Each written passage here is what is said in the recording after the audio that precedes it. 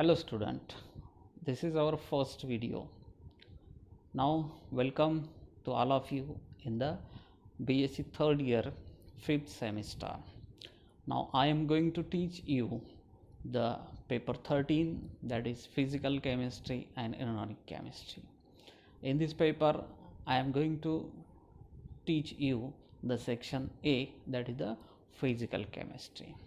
Now this section A consists of 4 topics. Out of these 4 topics we have to start the first one, that is the distribution law. Now let us see the distribution law. Now let us see the distribution law. The first point is Nernst distribution law. Now to study this Nernst distribution law, now let us consider a solvent A and a solvent B. These two solvents are immiscible into the each other, and consider a solute X. Now these two solvents are placed in a container. Now as these two solvents are immiscible, therefore after few time they will form two separate layers. Now let us see this figure. Now here it is clear that we will get two layers for the two solvents. Now this solute is miscible or soluble in solvent A as well as solvent B also. Therefore whatever may be the solute which we added get dissolved in solvent A and also in solvent B. Now what happens, these two liquids are in contact with each other. These two solvents, though they are immiscible, but they are in contact with each other. Therefore some of the solute particles or the molecules from solvent A passes into the solvent B. At the same time there are some X molecules of solute X which passes from solvent B to solvent A. That means these two reactions or these two processes are taking place simultaneously in this container. Now what happens, after some time the rate of movement of molecules of X from solvent A to solvent B and the rate of molecules to move from solvent B to solvent A becomes equal. That means these two processes are at equilibrium. Now when these two processes are at equilibrium, if you measure the concentration of X in solvent A, suppose this is Ca, and measure the concentration of X in solvent B, now this is Cb, provided that there is a equilibrium. Now the temperature should be constant when we measure or when we carry out this experiment. And one more condition is that the molecular state of the solute in both the solvents should be same. They do not undergo association and dissociation, right? Now if all these conditions are satisfied and the concentration of Ca and Cb, now at that time if you take the ratio of Ca to Cb is constant, it is denoted by Kd. Now this is the distribution law. What is the distribution law? We can say that if a solute X is distribute itself between the two non-miscible solvent A and B at constant temperature, and solute X is in the same molecular state in the both solvent, then the ratio of concentration of solute X in solvent A to the concentration of solute X in the solvent B is constant. Now that constant is called as the distribution constant or the partition constant. Sometimes it is also called as a distribution coefficient or the partition coefficient. or sometimes called as a distribution ratio. Now mathematically it is given as Ca by Cb is equal to Kd. Kd is the distribution constant or the partition constant. It is also called as a coefficient. Clear? Now this is a mathematical form of the distribution law. Now let us see the derivation of this Nernst distribution law. Now thermodynamic derivation of Nernst distribution law, or sometimes question may ask explain the Nernst distribution law. We have to explain thermodynamically the distribution law. Now to derive this derivation, let us consider that again solvent A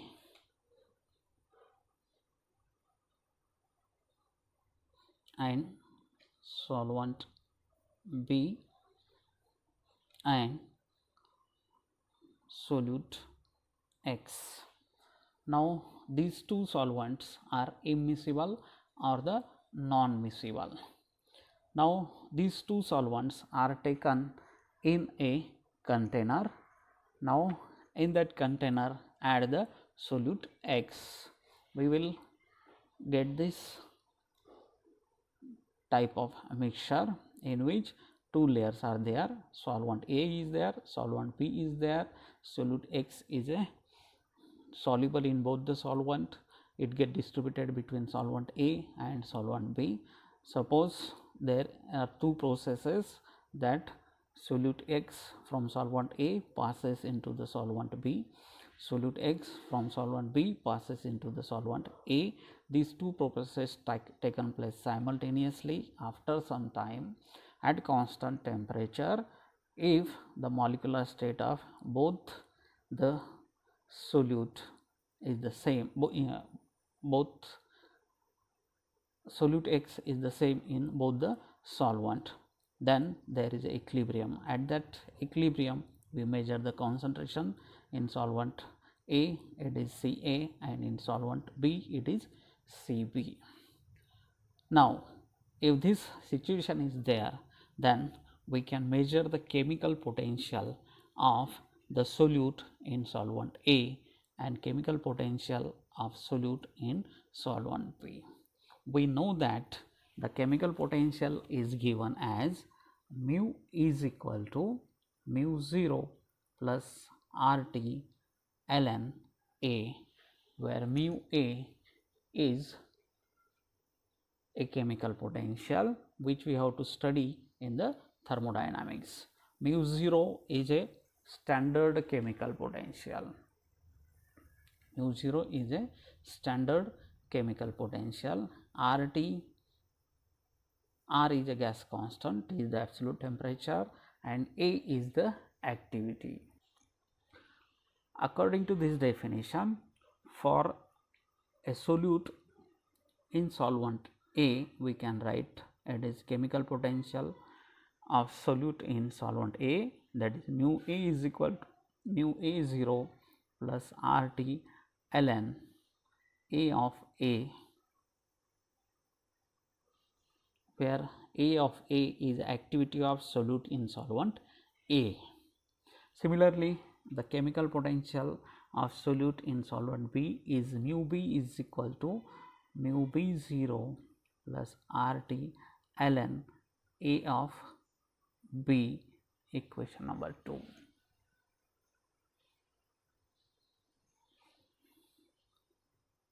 Where A of B is the activity of a solute in solvent B. Now at equilibrium and at constant pressure and temperature, the chemical potential of solute is in two solvent must be same. Therefore, we can write mu A is equal to mu B. From equation 1 and 2, we can write mu A 0 plus RT ln A of A is equal to mu B 0 is equal to RT ln A of B.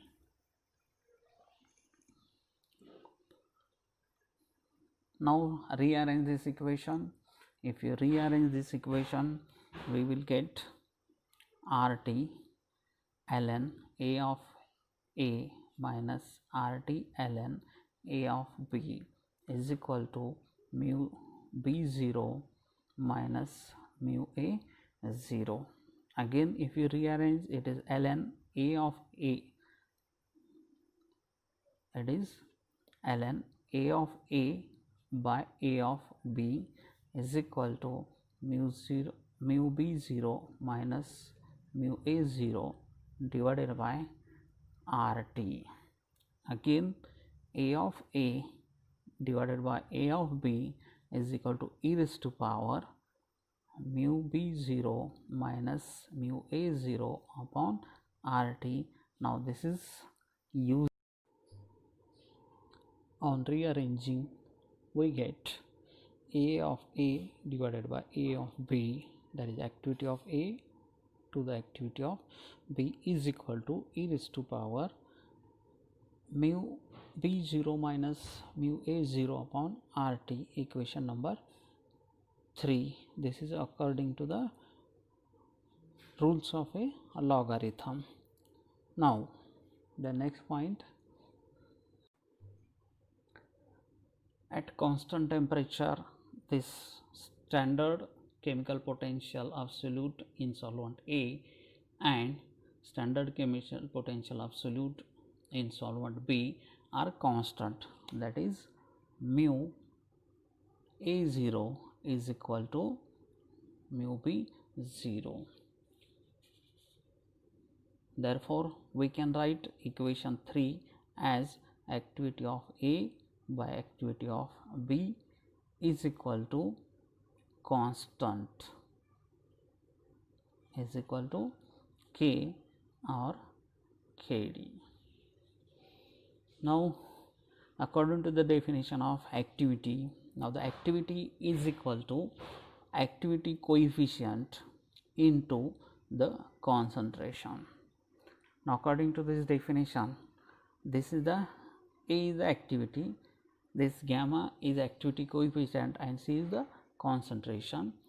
We can write here activity of A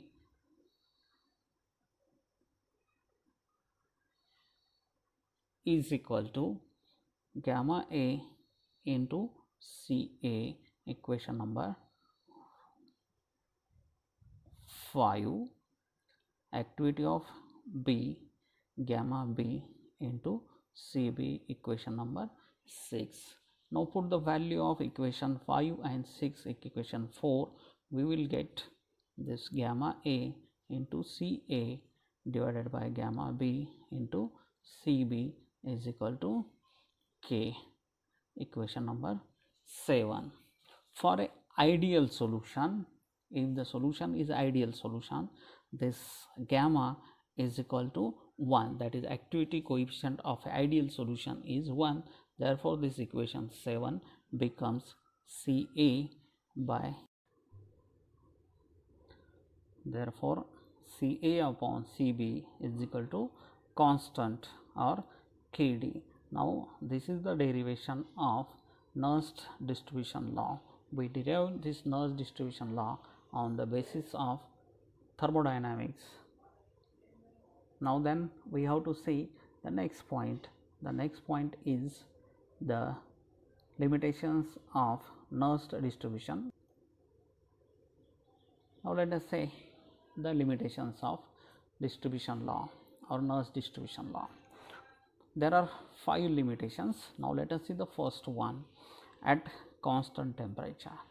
Now during this study, it is found that throughout the experiment the temperature should be kept constant. When temperature is constant, then we measure the concentration. Therefore, the temperature should remain constant throughout the experiment.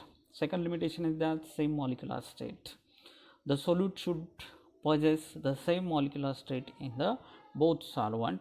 The law is not valid when there is association or the dissociation. That means when there should not be combination of the molecules, or molecules should not be dissociate into the ions or the radicals. The molecular state should be same in the both solvents.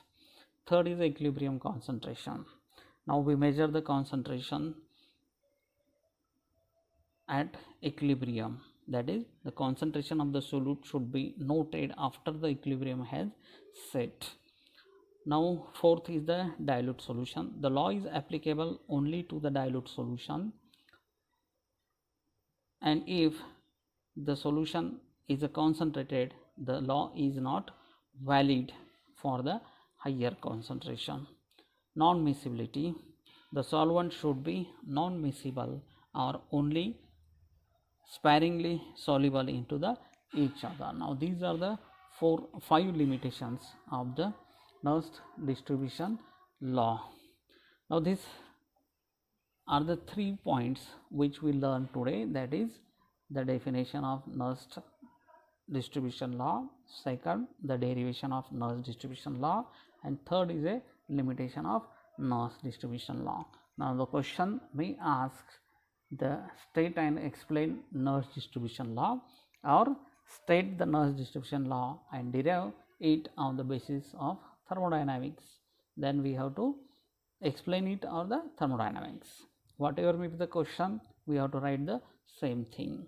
And the next question is the what are the limitations of the distribution law. Now we have to explain this in detail. All the 5 limitations are to be explained in the detail. Okay, now in the next period we will see the another point. Okay, thank you.